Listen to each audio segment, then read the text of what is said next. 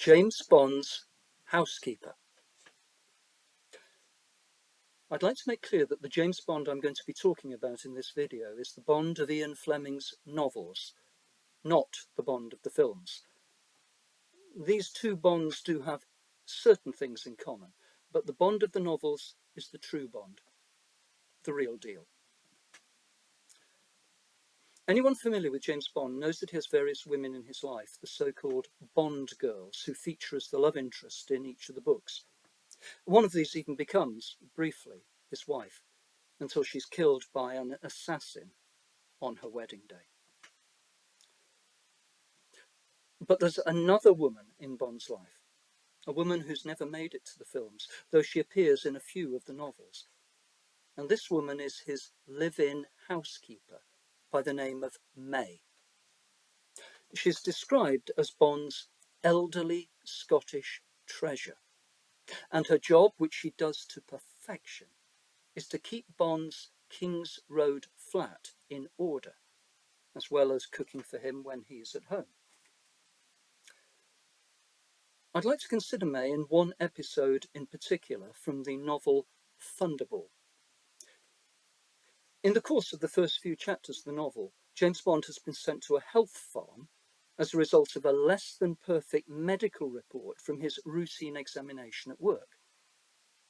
Rather surprisingly, Bond emerges from the experience at the health farm as a convert to a regime of healthy living, very unlike his normal style of behaviour. He has given up alcohol and coffee, and unable to abandon his smoking habit completely, he's cut down his intake and switched to a brand with the lowest nicotine and tar content. To show us Bond's new food regime, Fleming presents us with a picture of his hero having breakfast, which consists of goat milk yoghurt and a health food bread substitute called an energen roll, upon which he spreads black treacle. To grasp exactly why this picture of the newly healthy Bond at breakfast is so unusual, I'll point out that Bond's favourite meal of the day is breakfast, which when he's at home normally features a perfectly boiled egg, fresh, speckled, boiled for 3 1/3 minutes, accompanied by plenty of toast, upon which he spreads deep yellow Jersey butter and either heather honey from Fortnum and Mason's or vintage Oxford marmalade. He's also very fond of scrambled eggs and bacon. To abandon all this for yoghurt and an energen roll is strange indeed. I'm going to read an extract from Thunderball that comes just after Bond has finished his new style healthy breakfast one day. His housekeeper May has just come in to clear away the breakfast things, and it's clear to Bond that May has something to say. So he asks her if there's anything on her mind. This is what results. May's elderly, severe features were flushed. She said defensively, "I have that." She looked straight at Bond. She was holding the yoghurt carton in her hand. She crumpled it in her strong fingers and dropped it among the breakfast things on the tray. "It's not my place to say it, Mr. James, but you're poisoning yourself." Bond said cheerfully, "I know, May. You're quite right, but at least I've got them down to 10 a day." "I'm not talking about your wee bitty smoke. I'm talking about this."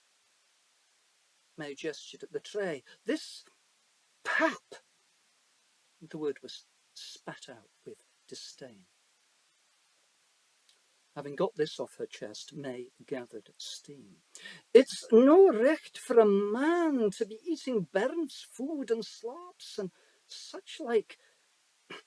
You needn't worry that I'll talk, Mr. James, but I'm knowing more about your life than maybe you were wishing I did.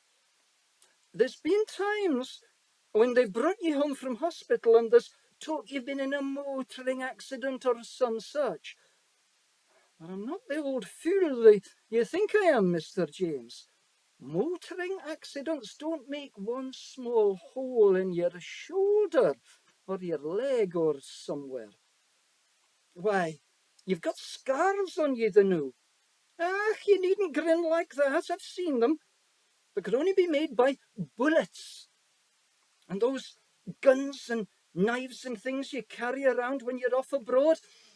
Ah, you can tell me to mind my own business and pick me off back to Glenorchy. But before I go, I'm telling you, Mr. James, that if you get yourself into another fight and you've nothing but yon muck in your stomach, they'll be bringing you home in a hearse.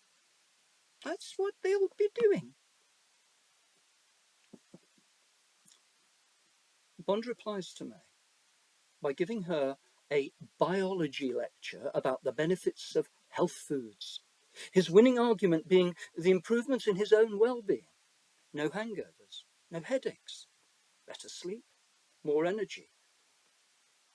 The effects of all this on May is as follows.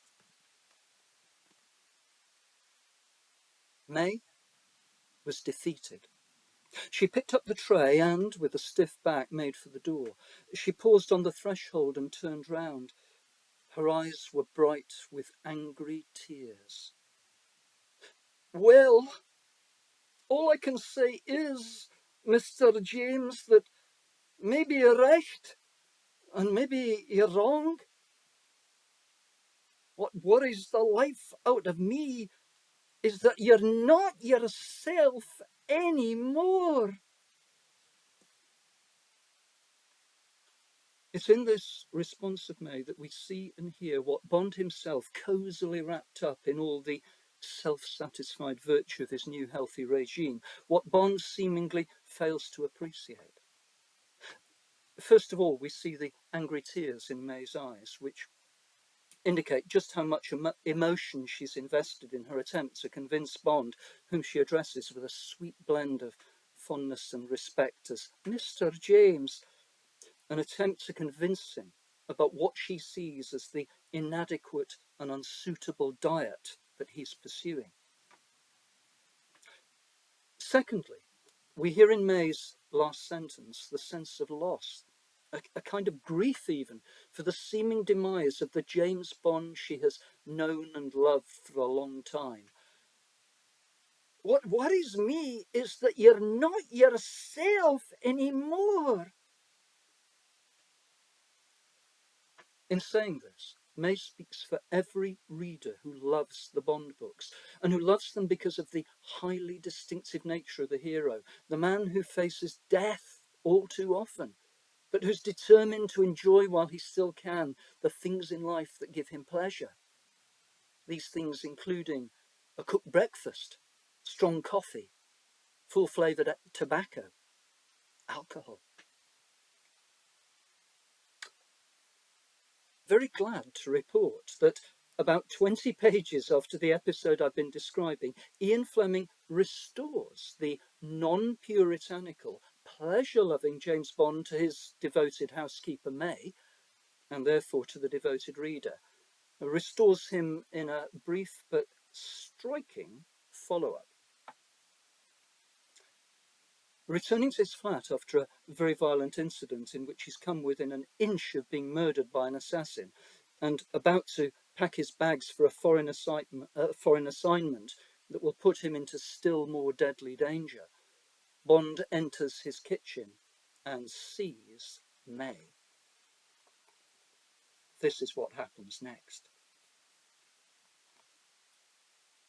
May was looking rather contrite. It seemed as if she might make another speech. Bond held up his hand. Don't tell me, May. You were right. I can't do my work on carrot juice. I've got to be off in an hour and I need some proper food. Be an angel and make me your kind of scrambled eggs. 4 eggs. 4 rashers of that American hickory smoked bacon if we've got any left. Hot buttered toast. your kind, and a big pot of coffee, double strength. And bring in the drinks tray. May looked at him, relieved but aghast. Whatever happened, Mr. James?